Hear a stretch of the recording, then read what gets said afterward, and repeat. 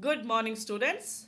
Today we are going to start the new chapter, Chapter 8, that is Cell, the fundamental unit of life. So come to the next page. So why cell is called as the fundamental? Cell is called as the fundamental unit of life means the basic unit of life. So all the living organisms including plants and animals are made up of cell. Cell is the structural and the functional unit of life. Whole body is made up of cells. It is known as the fundamental part unit of life because it regulates all functions inside an organism. That's why we say as the cell as the structural and the functional unit of life as well as the fundamental unit of life. Cell is a Latin word which means a little room. So just like a room, our cell is also called as which are the smallest part of our body. So cell is represented as the bricks. So bricks are used to make the buildings, the rooms. And the Robert Hooke who discovered the cell was the person and he discovered the cell in 1665. So let us proceed to the chapter 8, cell, a fundamental unit of life. So what are the different topics you will study in this chapter? Number 1, organization of living beings. Organization means arrangement, how the body is arranged, the different organs. Then the structure of cells. Since our body is made up of cells, so what is the structure of cell and its parts? And the components, what are the things found in cell in different organisms? So these are the main topics you will study in this chapter. And remember, cell is called as the basic unit for all the living organisms, not only the minute, the microorganism, but also the plants and animals and the higher animals. And cells, according to the number of cells, organisms are also of two types, unicellular and multicellular. Unicellular means single cell perform all the function, and multicellular means the cells they show the division of labor and different organs are there which performs the different activities. So that's why we say as cell as a division of labor. Now come to the activity. Here we will make a group of 5 boys. So one student will hold a picture frame representing the skeleton. Skeleton means the skeletal system including bones and muscles. Second student will hold a calculator which will represent the brain, just like our brain also calculate. Third student will hold a bicycle pump which will represent the heart pumps in our body. Fourth student will hold a recorder near the top of the frame representing the vocal cord. Vocal cord is called as the sound box which is present in our neck. And the fifth student will hold a gloves at the side of the frame which will represent the hands. So what is represented here? A body parts, that is the skeleton, brain, heart, vocal cords and hand. As these things represent different parts of the body, the next logical question would be what makes them different? So these are the different body parts, organs. But what makes them different? All parts of our body are made up of cell having different jobs. So that means organs are made up of cells. So we have the different muscle cells, the skin cells, bone cells, etc. And cells vary in size, shape, and also in the numbers. So some of the cells are round, some are block shaped, while others are very long. Cells are very small in size, which we cannot see with our naked eye, whereas there are the various cells which are very big in size also.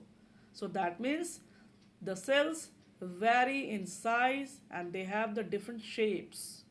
Similarly, human skin is made up of different cells working together to protect your muscles, heart, and so on from damage.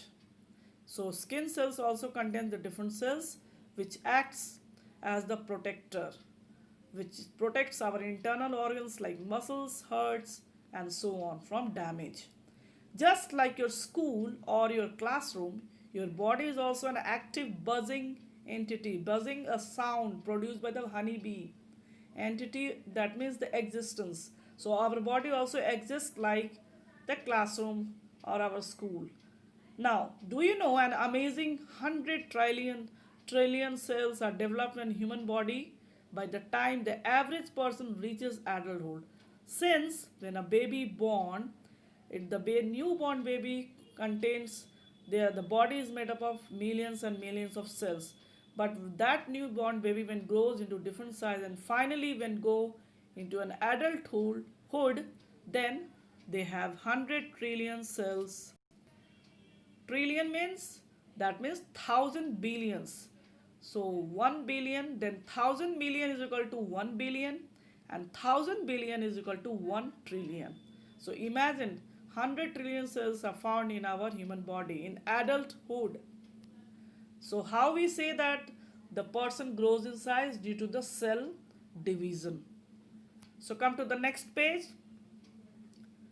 So think of all that your body is doing at the moment. You are sitting, reading this book, while your lungs are breathing, your digestive system is digesting the food inside your stomach, and respiration in every cells of the body is breaking the nutrients to provide you with the energy to carry on all the functions successfully, while your brain is constantly sending signals to and fro your body. That means at the same time, different organs in our body is performing different function. Brain is thinking, sending signals. Our eyes is watching. Mouth is speaking. Hand is what for writing. Then our stomach, which is in which food are there. That means stomach is helping in digestion. Then respiration is helping in the burning, so that we will get the energy. So at the same time, different organs are doing their own work and they are performing their function. So just like a machine, our body is also works like an organization. So what is organization of living beings?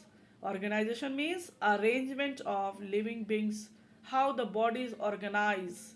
If you think of the human body or the body of any living organism, for that matter, you will realize that it works like a well-oiled machine.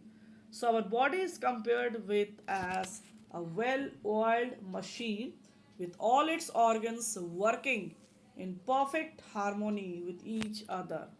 So just like a machine, our body is also working.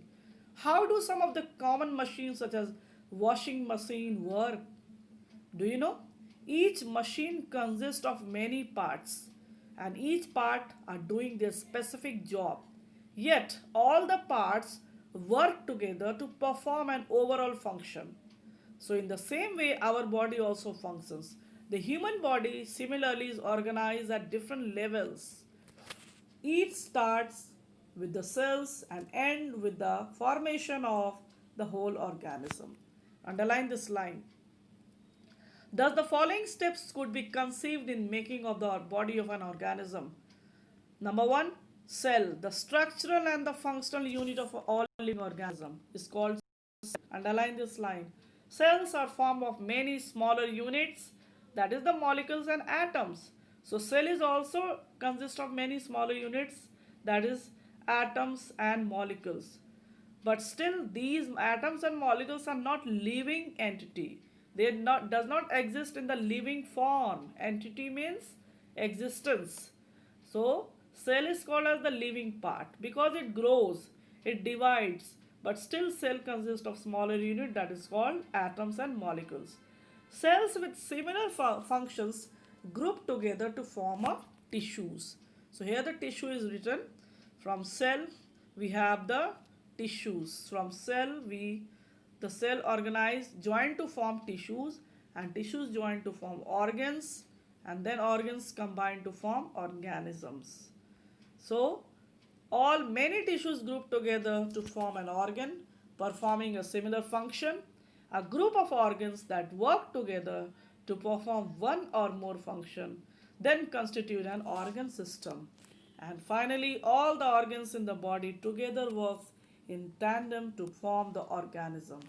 So cell is the structural and the functional unit. and cell even consists of the smaller unit called atoms and molecules. As cells combined form the similar functions grouped together to form tissues. So in this way we can learn the different organization. So cell, smallest part atoms, then molecules, then cell forms to tissues, then organs, and then finally organs combine to form organism. So in this way the organization of living beings takes place. So that's all for today.